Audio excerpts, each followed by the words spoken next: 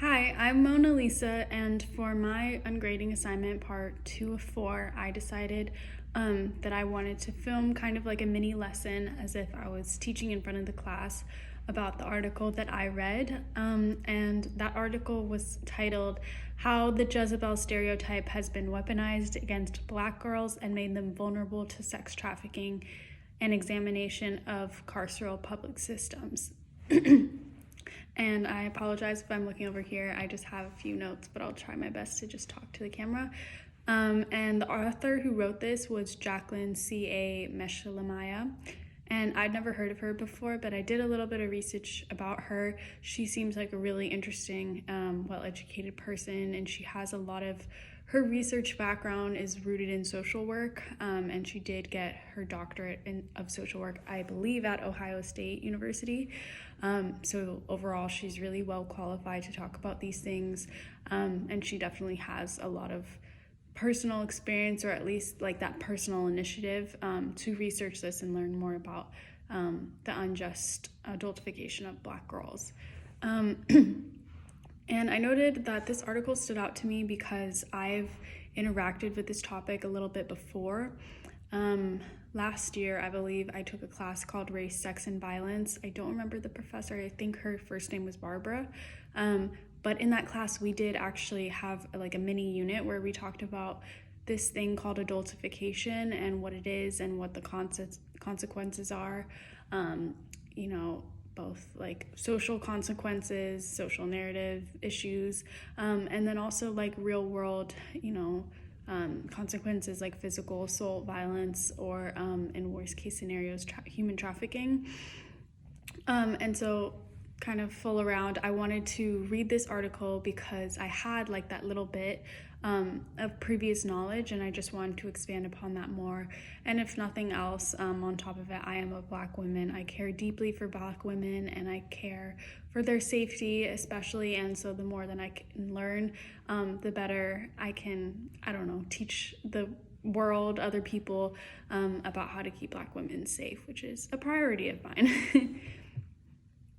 Okay, so I'm gonna kind of break down the topics. I don't think this was a very confusing article, but she definitely goes into a lot of detail. So I think the best way to understand and learn it is just to kind of take it, piece by piece.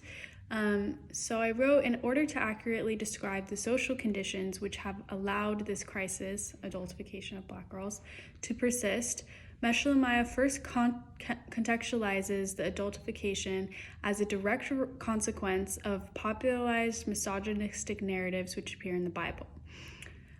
So the one that she focuses on is the Jezebel stereotype, and in the Bible, in biblical times, women were definitely expected to live and act and exist within a very specific, defined set of kind of like social rules and customs, and these were very rigid. Women were expected to be subservient to their husbands first and foremost.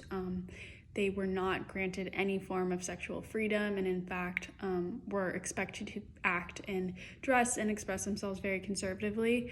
So the Jezebel archetype or kind of stereotype is this woman who defines everything of what it means to be a moral woman. So Jezebel is immoral because she is hypersexual, because she is quote unquote devious or deviant, and also she is like manipulative and takes advantage of men, and uses her sexuality, expressed sexuality, to do this.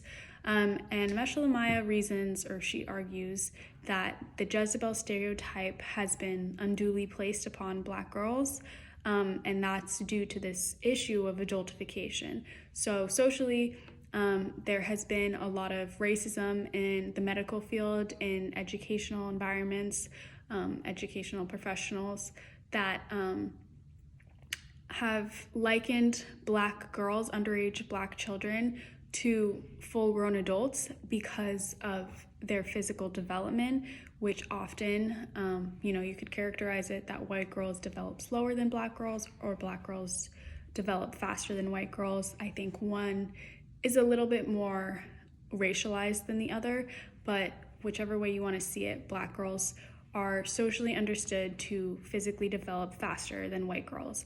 And because of that, they are likened to adults mentally, even though they are still children, still underage. But because of Jezebel, they're seen as being somehow able to consent and be aware of sexuality and everything that comes with being sexually active, even though they are children at the end of the day. So there's very real world consequences that can come of Jezebel and the adultification of Black girls. Meshelemiah talks about how in carceral public systems, Black girls face harsher punishments instead of like the reduced culpability of minors, of juveniles. Another way that it comes up is that Black girls may face sexual misconduct, catcalling, sexual harassment in that sense, and in worst case scenarios, sexual violence. So they may be, sexually assaulted or, raped or human trafficked. And also, an important kind of like subset of that is she defines something called adverse childhood experiences, which I'm going to now refer to as ACEs because it's a long thing to remember. So ACEs kind of fit within three main categories of abuse. So abuse, neglect, or like dysfunctional, home environments. So in these cases, most often minority and low-income minority children are subjected to ACEs because of systemic issues of racism, of generational inequality, inequity, all of these things. Minority children may not have or may not have access to the same kind of resources that white children do because of their inherent proximity to white dominant culture. So basically, because of these ACEs and lack of resources and equity or access to resources, Black girls and Black children, but Black girls more than any other group, don't have the same chances that other non-Black kids would in adulthood. And she spends a lot of time describing this because it's kind of, somebody may take that as a general claim or kind of a leap, but she really goes and breaks that down and talks about how like ACEs can ACEs can result in higher dropout rates. So if things aren't good at home, or if children are really reliant on public systems like welfare, then school education becomes probably a secondary priority to survival, to eating, to meeting their basic human needs. And when Black children and Black girls are not in school, they are more likely to be placed in unsafe environments and situations where a predator might approach them or a human trafficker would take advantage of them. And so, like I said, these ACEs don't do anything well. Like, there's nothing well that comes up of them, and it continues to be this perpetual cycle of inequity and inaccess, which over time has kind of created this racial gap of and kind of the way that she contextualizes it is it's like this underground problem that isn't addressed because we've all kind of turned a blind eye as America's public and have decided that even though the numbers are there, the CDC has reported on this, I'm forgetting one other, but I know, it was something in the presidential cabinet. I don't remember which branch specifically, but there are like formal reports and studies that have been done that show that this problem persists and that which groups, Black girls, that it affects the most. But we haven't fully addressed it as a public within the media because there isn't really an incentive to help the people at the margins, which I remember we also talked about that in class.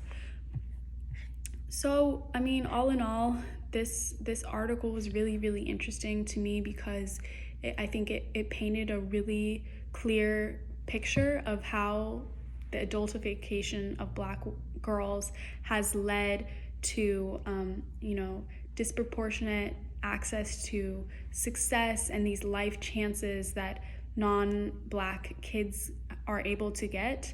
And then besides that, has unduly exposed and disproportionately exposed Black girls to environments that can lead to sexual violence and higher rates of human trafficking, which again are all hard copy physical numbers that we see and that have been reported on by US agencies. So yeah, I hope you enjoyed this and kind of have a better understanding of the material that's in the article.